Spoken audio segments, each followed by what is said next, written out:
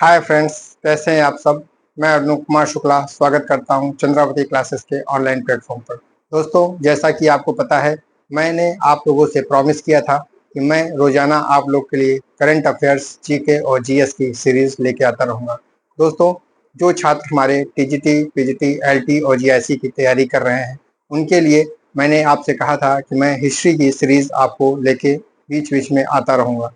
दोस्तों, क्योंकि टीजीटी और पीजीटी का एग्जाम हो सकता है दिसंबर तक संभावित है, हो सकता है इसकी तिथि घोषित कर दी जाए। उसी को मैंने ध्यान में रखते हुए आप लोगों के लिए हिस्ट्री और पॉलिटिकल साइंस की सीरीज लेके आया है, ताकि आप लोग ज़्यादा से ज़्यादा अपना रिवीजन कर सकें और एग्जाम में अपने तैयारी को और धार दे सकें। ठीक है दोस्तों, उसी क्रम में आज हम एक नया टॉपिक इतिहास का लेके आए हैं, जहां से अक्सर एग्जाम में क्वेश्चन बनता रहता है। ठीक दोस्तों, चलते हैं उस पर डिस्कस करते हैं। दोस्तों, अशोक के शिलालेख और उस शिलालेख में जो दिए गए विषय हैं, वहां से अक्सर एग्जाम में हर बार क्वेश्चन पूछा जाता है। उसी को हमने ध्यान में रखते हुए अशोक के जो 14 शिलालेख हैं उसके बारे में आपको बताते हैं। अशोक इतिहास का पहला ऐसा शासक है जिसने अपनी प्रजा को संबोधन करने के लिए शिलालेखों का प्रयोग किया। सर्वप्रथम भारत में अगर पूछा जाता है कि भारत में सर्वप्रथम शिलालेख का उल्लेख कहाँ से होता है, तो अशोक के शासनकाल से ही अशोक को ही शिलालेख का प्रवर्तक माना जाता है। एक तरीके से शुरुआत अशोक ने ही किया है शिलालेखों का, जिसमें उन्होंने अपने राजाज्ञा का वर्णन किया है। ठीक है, तो शिलालेखों के साथ साथ आप देखेंगे कि अशोक के जो शिलालेख हैं वो वृहद शिलालेख हैं, लघु शिलालेख हैं, वृहद स्तंभ लेख हैं, लघु स्तंभ लेख हैं और पृथक शिलालेख है। चूंकि अभी हम लोग केवल अशोक के शिलालेखों के बारे में जानकारी करेंगे, ये पार्ट 1 है। ठीक है दोस्तों, ये पार्ट 1 है। इसके बाद जो दूसरा सीरीज आएगा इसी में, उसमें हम अशोक के वृहद शिलालेख और लघु शिलालेख के बारे में चर्चा करेंगे। ठीक है दोस्तों, तो अभी हम देखते हैं कि अशोक के प्रथम शिलालेख में क्या कहा गया। अशोक ने अपने प्रथम शिलालेख में कहा कि पशुवध का निषेध की बात की। उन्होंने कहा कि हमारे राज्य में, हमारे शासन में पशुओं पर अत्याचार नहीं होगा। इसकी जानकारी उन्होंने किसमें दिया? प्रथम शिलालेख में। ये क्वेश्चन किसमें आता है? आपके टीजीटी के पेपर में या पीजीटी के पेपर में कई बार ये क्वेश्चन पूछा गया है कि पशु निषेध अशोक के किस शिलालेख में कहा गया है? तो प्रथम शिलालेख में कहा गया है। और उन्होंने ये भी कहा है कि समस्त प्रजा जो है मेरे पुत्रवत है। ये भी कहाँ कहा गया है? प्रथम शिलालेख में कहा गया है। इसी तरीके से आप देखेंगे कि अशोक का द्वितीय शिलालेख किससे संबंधित है? अशोक के द्वितीय शिलालेख में विदेश में धर्म प्रचार एवं मनुष्य एवं पशु चिकित्सा का उल्लेख किया गया है। ठीक है दोस्तों, पशुओं पे जो अत्याचार है वो उस पे निषेध का काम, वध निषेध का काम प्रथम शिलालेख में किया गया, लेकिन उनकी चिकित्सा से संबंधित और मनुष्य के चिकित्सा से संबंधित तथा विदेश में धर्म के प्रचार के बारे में द्वितीय शिलालेख में कहा गया।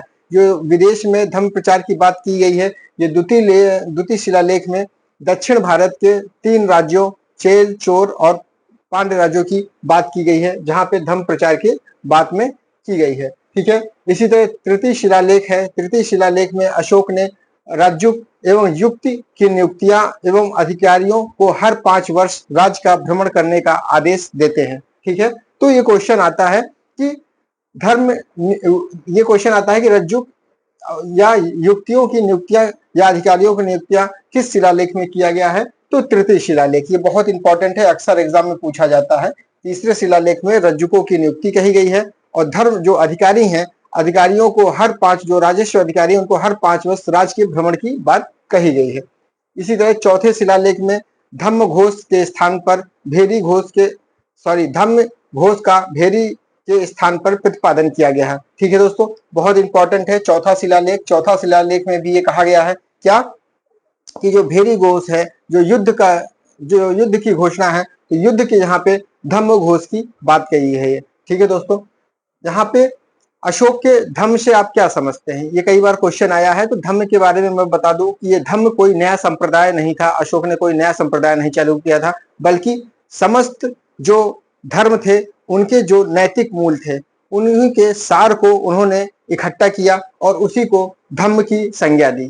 ठीक है दोस्तों, तो समस्त जो संप्रदाय थे, धर्म थे, उनके जो नैतिक बातें थी, मॉरल बातों को उन्होंने इकट्ठा किया और उसको धम्म की संज्ञा दी। ठीक है, इसी तरह पांचवा शिलालेख धम्म महामात्र के नियुक्तियों से संबंधित है। ठीक है दोस्तों, कि धर्म के जो प्रचारक हैं, ठीक है, तो धम्म महामात्रों की नियुक्ति की बात कही गई। ठीक है, किसमें? पांचवा शिलालेख। कई बार क्वेश्चन आया है कि धम्म महामात्रों की नियुक्ति की बात किस शिलालेख में की गई, तो पांचवा। तो आप देखेंगे तीसरा, चौथा, पांचवा, ये तीनों शिलालेख बहुत ही ज्यादा इंपॉर्टेंट है, आपके एग्जाम में पूछे गए हैं। इसी तरह छठा शिलालेख आप देखेंगे कि जन मामलों को निपटाने के लिए प्रशासनिक सुधारों का उल्लेख किया गया है। तो कई बार क्वेश्चन आया है कि जन मामलों को निपटाने के लिए प्रशासनिक सुधारों का उल्लेख किस शिलालेख में किया गया है, तो छठे शिलालेख में किया गया है। इसी तरीके से सातवें शिलालेख में अशोक ने सभी धार्मिक मतों के प्रति निष्पक्षता रखेगा। इसमें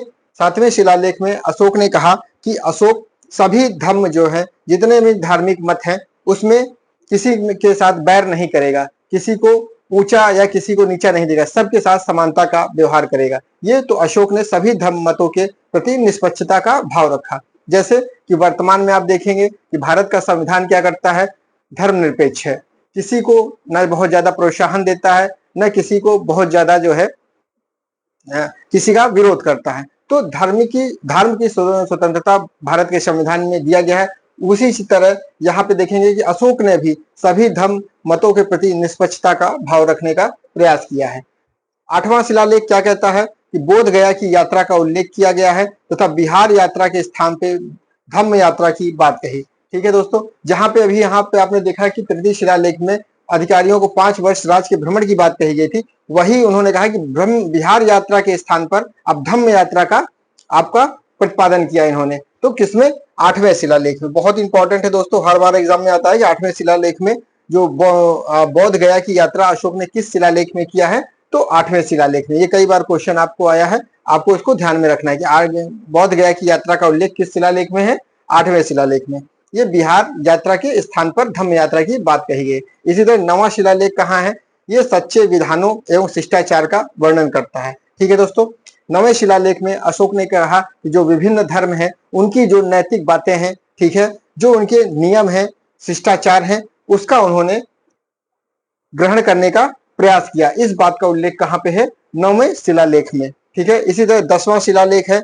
10वें में अशोक ने उधम का लक्ष्य धर्माचरण की श्रेष्ठता घोषित की। ठीक है, यहाँ पे अशोक ने कहा कि जितने भी उधम किए जा रहे हैं, व्यापार किया जा रहा या उद्योग धंधे चलाए जा रहे हैं, वहां पे उन्होंने धर्म आचरण करने की बात कही कि धर्म संगत जो काम है उसी को किया जाए। ठीक है, तो इसका उल्लेख कहाँ पे है, 10वें शिलालेख में अशोक ने उधम एवं लक्ष्य का धर्माचरण की श्रेष्ठता को बल दिया। इसी तरह 11वां शिलालेख क्या है, धर्म के तत्वों का प्रकाशन। ठीक है, जो धर्म के जो तत्व हैं, जो मूल बातें हैं, उसका प्रकाशन, प्रचार और प्रसार किया जाए। किसमें किया जाए, ये 11वें शिलालेख में। ठीक है, अशोक के 11वें शिलालेख में धर्म के तत्वों का प्रकाशन की बात कही गई है। ठीक है, प्रचार और प्रसार की बात की है। 12वें शिलालेख में धार्मिक सहिष्णुता पर जोर दिया गया है। ठीक है दोस्तों, 12वां बहुत इंपॉर्टेंट है, हर बार एग्जाम में आपके आया है कि 12वां शिलालेख अशोक का किससे संबंधित है, तो धार्मिक सहिष्णुता पर बल दिया गया है कि जितने भी धर्म हैं इनको आपस में लड़ना नहीं चाहिए, मिलजुल के साथ में रहना चाहिए। इसकी बात कहाँ कही गई है, 12वीं शिलालेख में अशोक ने कही। इसके बाद 13वां शिलालेख में अशोक ने कहा, कलिंग युद्ध के बाद इसने धम्म विजय की घोषणा की। ठीक है दोस्तों, किसमें, धम्म विजय। तो 13वां शिलालेख बहुत इंपॉर्टेंट है, अक्सर एग्जाम में आपके पूछा जाता है कि कलिंग विजय के बाद अशोक ने शस्त्र को त्याग के धर्म की बात की। तो ये किस शिलालेख में है, या कलिंग युद्ध का वर्णन किस शिलालेख में है, तो 13वें शिलालेख में है। साथ ही साथ इन्होंने 5 विदेशी राज्यों की बात की, जिसमें आप सीरिया, मिस्र, ये सब जो देश हैं आप देखेंगे, यहाँ पे किसमें किया गया, 13वें शिलालेख में। अब दोस्तों यहाँ पे आपको भ्रमित नहीं होना है, 5 विदेशी राज्यों की अगर बात करेंगे तो 13वें शिलालेख में है, कलिंग युद्ध की बात करेंगे तो 13वें शिलालेख में है, उसके बाद दक्षिण भारतीय राज्यों की बात करेंगे तो द्वितीय शिलालेख में है। ये आपको याद रखना है। ठीक है, अक्सर एग्जाम में आया हुआ है। इसी तरह 14वां जो शिलालेख है, यह अशोक के पहले से लेकर 13वें शिलालेखों का पुनरावलोकन किया गया है, तथा अशोक के साम्राज्य की महाल को विजेते की संज्ञा दिया गया है। ठीक है, अशोक के जो साम्राज्य है उसे महाल के विजेते की संज्ञा दिया गया है। ये किसमें दिया गया है? 14वें शिलालेख में। ठीक है दोस्तों, तो ये अशोक के कुछ जो है 14 शिलालेख हैं जो बहुत इंपॉर्टेंट है, आपके एग्जाम में अक्सर पूछे जाते हैं, जिसमें से तीसरा शिलालेख, चौथा शिलालेख, पांचवा शिलालेख, आठवां शिलालेख, 12वां शिलालेख और 13वां शिलालेख बहुत ही ज्यादा इंपॉर्टेंट है, अक्सर आपके एग्जाम में पूछा जाता है। दोस्तों, अशोक का जो शिलालेख है ये किस लिपि में लिखा गया है? तो जो उत्तर भारत में जितने भी शिलालेख प्राप्त हुए हैं वो ब्राह्मी लिपि में लिखे गए हैं। ठीक है दोस्तों, और ब्राह्मी लिपि में लिखे गया है, और ब्राह्मी लिपि को, अशोक के शिलालेखों को पढ़ने वाले पहले व्यक्ति कौन थे? 1837 ईस्वी में सर्वप्रथम जेम्स प्रथम ने अशोक के शिलालेख को पढ़ा। उन्होंने किस लिपि को पढ़ा? ब्राह्मी लिपि को। ये जो जितने भी शिलालेख ये हैं ये ब्राह्मी, उत्तर भारत में जितने भी शिलालेख पाए गए वो ब्राह्मी लिपि में पाए गए। ठीक है दोस्तों, बाकी हम आपको इससे अशोक के जो बृहद शिलालेख हैं, ठीक है, स्तंभ लेख है, बृहद स्तंभ लेख है, लघु स्तंभ लेख है, ये दूसरी सीरीज में आपको लेके आऊंगा, फिर वहां आपको इस पे विस्तृत चर्चा किया जाएगा। तब तक के लिए बहुत बहुत शुक्रिया, धन्यवाद।